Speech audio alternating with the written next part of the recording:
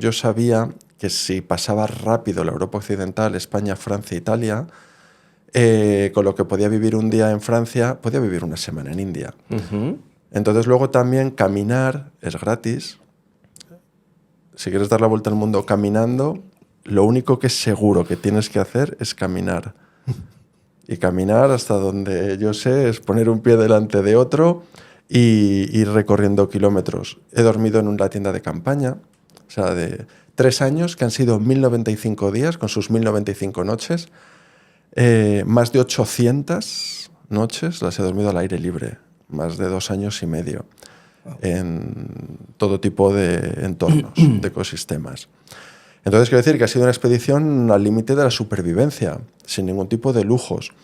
Entonces, recursos tenía muy pocos, pero todo lo que no tienes de económico o de recursos materiales lo necesitas de motivación, de fortaleza mental, de ingenio, de don de gentes, de otra serie, efectivamente, otra serie de recursos que son muy valiosos, que a veces depositamos demasiada esperanza y confianza en lo material, en lo sí. Efectivamente.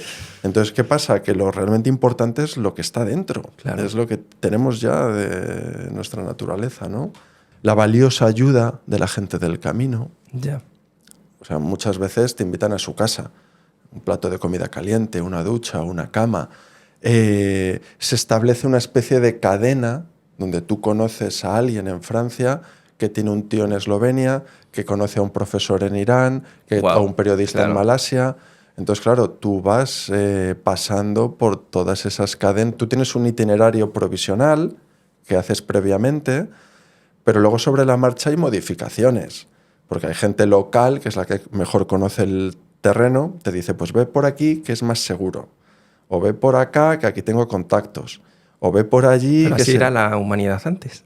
Claro. Así pasaban las cosas antes. Sí, sí, no, desde luego. O sea, actualmente Internet ha supuesto una revolución, claro. El GPS también, los teléfonos satélites, pero el ser humano lleva explorando y viajando desde hace siglos. Y preguntando. ¿A quién se encuentra? Efectivamente, claro. De hecho a mí me gusta preguntar y hablar con la gente. Puedo consultar Google Maps, pero me estoy perdiendo la oportunidad de hablar y de conocer con alguien local. Claro. Que nunca sabes. Hoy en día también es cierto, vamos todos con prisas, pero luego cambia mucho la cultura. Aquí no sé, preguntas no sé qué decirte, en Costa Rica, por ejemplo.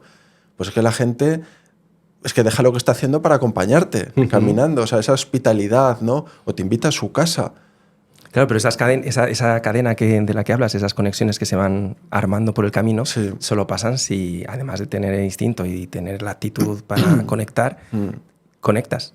Claro. Porque ahora la gente que se va de vacaciones a sitios, es muy probable que pases a lo mejor una semana en cualquier país y no te hayas relacionado con nadie. No. O sea que todos los planes los has guiado a través de Google Maps, a través de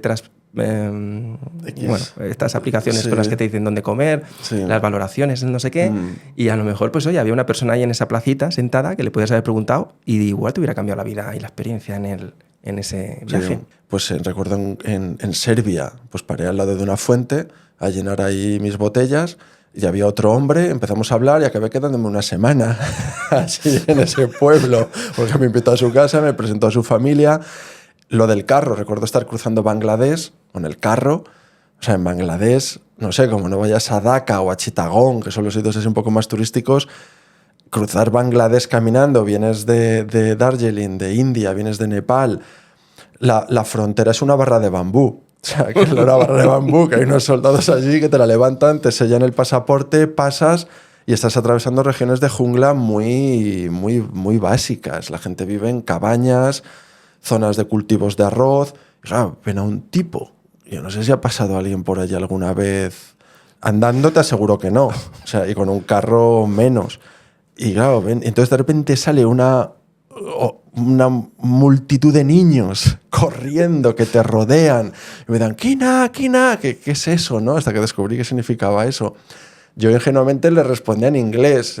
Claro, pero luego veía que no servía para nada y que hablaba con ellos en español. Claro, pues es un carro y todos, ¡un carro! Y es muy, muy interesante porque, claro, el idioma suele suponer una barrera. Cuando no hablas el mismo idioma, a mí me gusta, ¿no?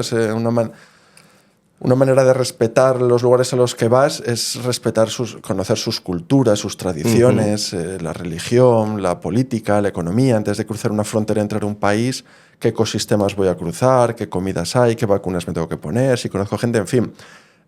Conocer bien el sitio, ¿no? Y una manera de respetar esos sitios a los que vas es aprenderte, aunque sea unas palabras básicas. Entonces descubres, ¿no?, que a pesar de esa barrera idiomática, de no hablar farsí, no hablar bangla, hay un lenguaje universal que es el de las miradas, el de los gestos, el de las sonrisas. Y eso se habla en cualquier lugar del mundo. Y luego, como no hablas el idioma, empiezas a desarrollar también un olfato de qué sitios son seguros, cuáles no, dónde puedes parar a comerte un bocadillo, dónde mejor seguir caminando y alejarte de ahí, ¿no? En algunas regiones complicadas, ¿no?, delicadas, algunos países de Centroamérica. ¿Evitaste muchos países que te preocuparon un poco o te lanzabas igualmente? ¿Sabes lo que pasa? Que cuando vas caminando, evitar un país supone un rodeo de miles de kilómetros. Entonces, a ver, es cierto que, por ejemplo, cuando llega a la zona del Kurdistán, de acabas Turquía, repúblicas soviéticas, Georgia, Armenia, Irán, pues no entré en Siria, porque estaba en guerra. He conocido refugiados de Siria, en Ereván, por ejemplo, la capital de Armenia, que sus casas habían sido bombardeadas, ¿no? Y gente de esta hospitalidad de la que hablamos, que tiene muy poco y lo comparte todo contigo. Evité Afganistán también, porque vas caminando. Entonces, cuando llegué a Irán, tenía 3 opciones, o bien ir al norte, pero no recuerdo si está Turkmenistán o Uzbekistán, justo al norte, en la frontera de Irán, pero solo me daban 5 días. En moto, en coche, en avión es rápido, pero andando no te da tiempo. Al este tenía Afganistán y al sur tenía pues Isfahán, Bandar Abbas, y de ahí podía coger un ferry a la India. Entonces la opción que hice fue esa. También en Irán ocurre que una de las dificultades es recorrer los países en el tiempo que tienes en el visado. Cuando vas andando... Por eso que has dicho de los 5 días, que tenías 5 días. Claro, o en Irán, si tú ves el mapa, las dimensiones de Turquía e Irán juntos, los dos países son como Europa. Vale. Entonces en Irán tienes un mes. Claro, cuando llegué a Teherán tuve que estar 2 o 3 semanas tramitando el visado de India y gestionando una ampliación de visado para Irán. Parado, porque necesito más tiempo para terminar de recorrer el país. Y ese tiempo que estás parado, tu visado actual sigue corriendo. Entonces, una dificultad a veces es el no puedes parar. En Australia me pasó igual. Tenía 3 meses para ir de Darwin al norte a Sydney, al sudeste.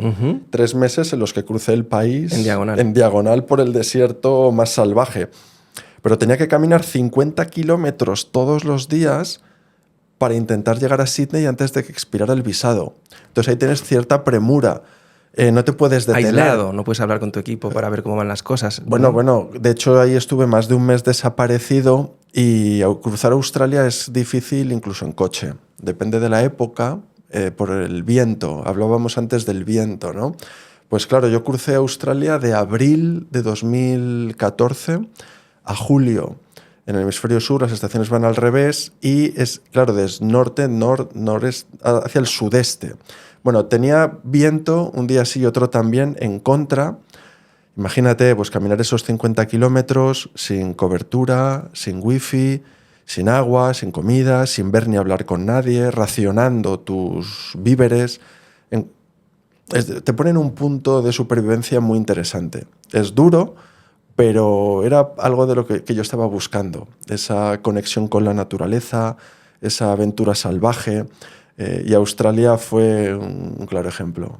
¿Tuviste en algún momento algún episodio en el que sentías que se te iba la cabeza? Sí. Me pasó en el desierto. De repente veía pasar un abejorro y veía la estela que dejaba el abejorro. Porque estás al límite estás con mucha fatiga, ¿no?